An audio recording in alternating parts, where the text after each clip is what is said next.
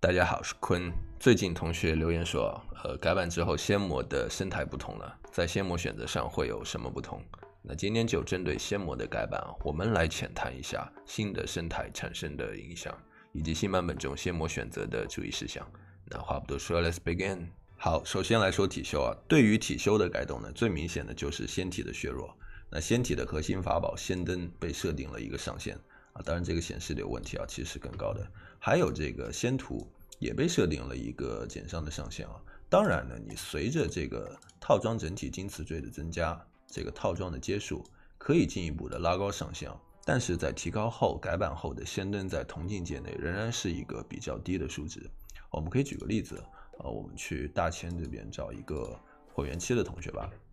让我看看。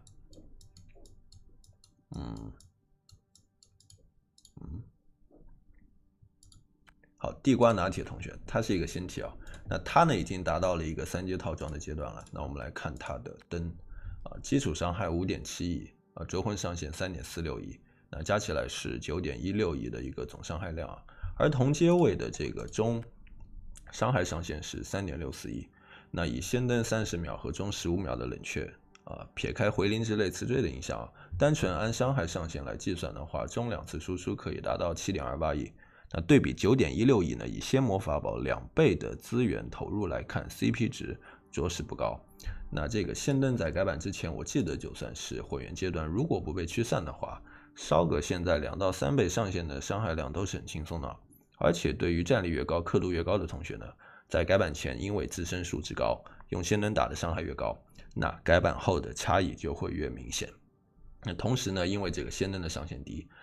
容易达到上限了，那所谓这个灼魂伤害这个气纹的这些效果的价值也同时缩水到了一个意义不大的程度了，因为一般来说都是打得满的，好吗？那另外一点呢，我们以前在仙魔选择的影片有提到，魔锤在混元期的护盾量大概只有13亿、15亿这么一个数值吧，还是比较弱的。那你起手还要扣除这个10%的气血然后呢，它的这个血盾也是乘上80%，所以你还要再扣除20%的气血并且战力越高，气血越高，那魔锤的效益也是越弱的。所以就算在混元期仙体变得很弱呢，也不代表魔体就是一个更好的选择。而大成之后呢，这个魔锤的这个护盾值大幅增加，可能对于大氪顶氪大佬来说那个护盾量比起他们扣除的气血仍然无关痛痒。那他们在改版前呢，仍然会使用仙灯加双正元盾的形式去代替魔体。而我这个阶层的玩家呢，大成锤的护盾数值还是值得去使用的。而改版后呢，这个大成之后的阶段，仙灯的上限就感觉让所有玩家都没有玩仙体的必要了这是我的感觉。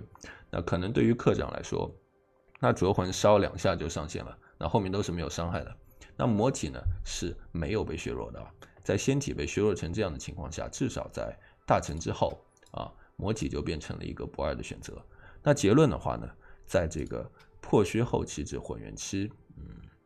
你可以直接选择不使用仙魔法宝，那省下双倍培养仙魔法宝的资源，去拉高整体共鸣的神通增减、法宝增减和这个气纹共鸣的等级，也许对整体实力有更正面的帮助当然，这个共鸣本身就够高、资源足够的同学，你要使用仙灯或者魔锤也是可以的。只是改版后混元期的仙灯不再远强于魔锤了，且强行使用仙魔法宝能带给你的收益十分有限。那后续呢，至大成涅槃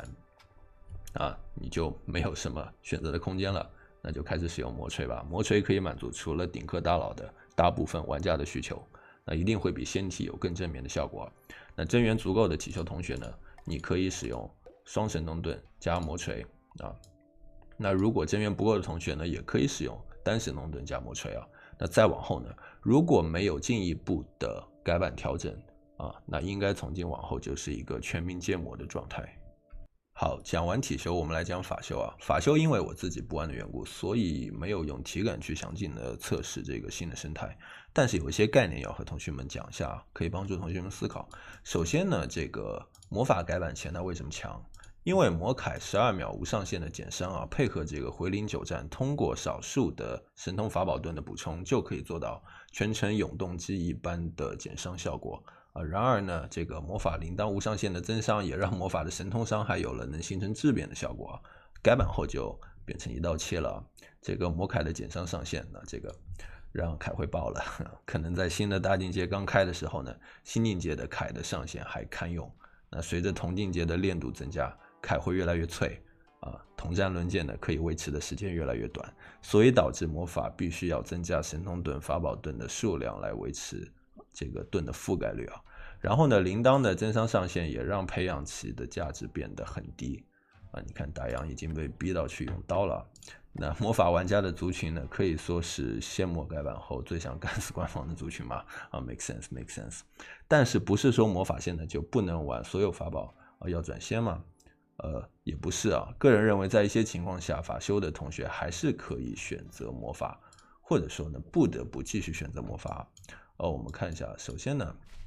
先提一下仙法的壶吧。壶仍然是一个很有特色的仙魔法宝解控真元盾这个固定的80%减免百分比，且护盾承伤不消耗真元。那对于无氪小氪真元普遍不足的情况呢，是一个很好用的仙魔法宝。而这个魔铠基础60%的减伤加上词缀气稳会高一些但是承伤同时消耗气血真元。那光讲基础的承伤效率的话，壶的效益是高于铠的，但区别就是铠的基础 CD 是30秒，那壶呢，大家看顶上是38秒，在护盾循环上铠会比壶要快一些。另外最重要的一点就是铠还会有一定的提升空间，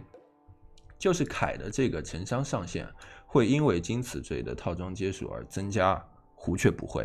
比如我在当前渡劫的阶段，3阶可以有25%的加成，那4阶呢有45%的加成如果装备能达到3阶至4阶套装的程度，会让铠的效益有明显的提升。那在这种情况下呢，铠的效益